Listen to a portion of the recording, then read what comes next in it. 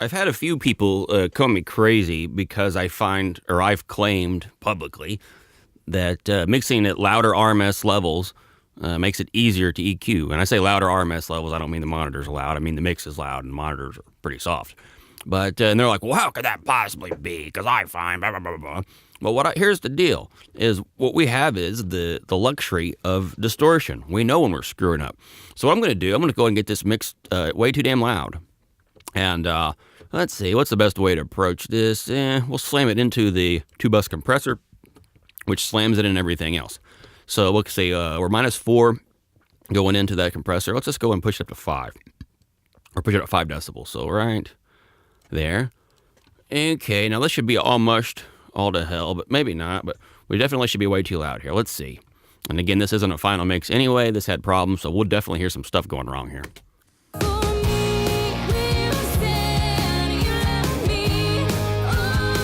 Okay, so we're at -3 decibels RMS. I've never, ever seen a major label production ever get that loud or even attempt to be. That's just not practical. It sounds way too distorted. I don't think digital audio can support music at that level. What's cool about this, and this is why mixing loud helps with EQ such things, is it's distorting. And what does that do? It gives us a red flag that's maybe our monitoring hasn't showed us the problem, but we definitely know that we got this mush problem, and it's big. So what I'm going to do, I'm going to sweep, I'm going to find the mush, and I'm going to yank it down. And that's going to do a few things, but most importantly, it's going to take pressure off of our compressors and multiband compressors and limiters and such. And so this mix will clean up dramatically. We're going to find problems that kind of by using distortion instead of by using, say, I don't know, intuition. All right, here we go.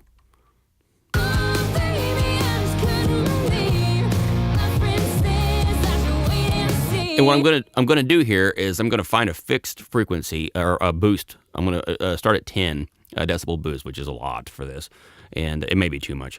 But then I'm just gonna use a frequency knob and find where it sounds the worst. Okay, so turning it off.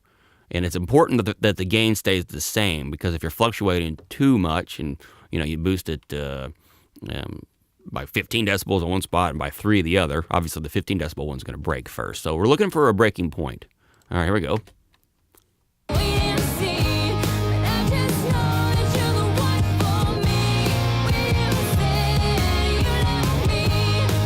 And see, right there where we got into that kick wallop, that's when it got bad. So let's cut it by, well, we'll kind of play hardball. Let's cut it by 4 decibels. Normally I wouldn't cut near that far, but we're intentionally distorting.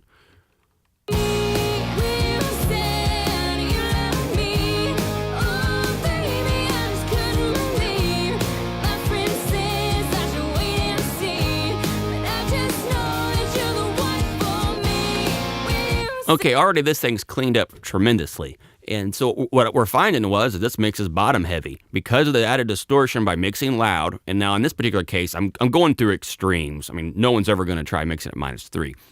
But if you're not mixing quote unquote normally and boosting up to -6, ends up in all this distortion business, you can just sweep through and find it.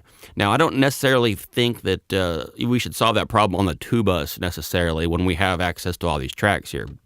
It's too much of a luxury, and it sounds way better most of the time to go ahead and solve those problems on individual tracks. So maybe the bass is muddy, or the kick drums is too loud or mushy or whatever. There's a lot of different factors, but we kind of talked about how to find those and how to solve them in previous videos. But the point here is by using these higher tolerances, we can get our problems fixed and then back way off. And if we want to mix our mixes to be at -10 when they're done, we don't really care about this loudness business. We don't really care if we sound like Pink or whoever, these major label things. That's okay too, but I got a feeling your mix is going to sound better and you're going to improve faster just because you're used to these tolerances. And that's the big thing I want to sell people on. Forget the loudness necessarily. Mix at these high tolerances, back off your limiters, and then see where you're at. And I think you're going to be better off in almost every case. But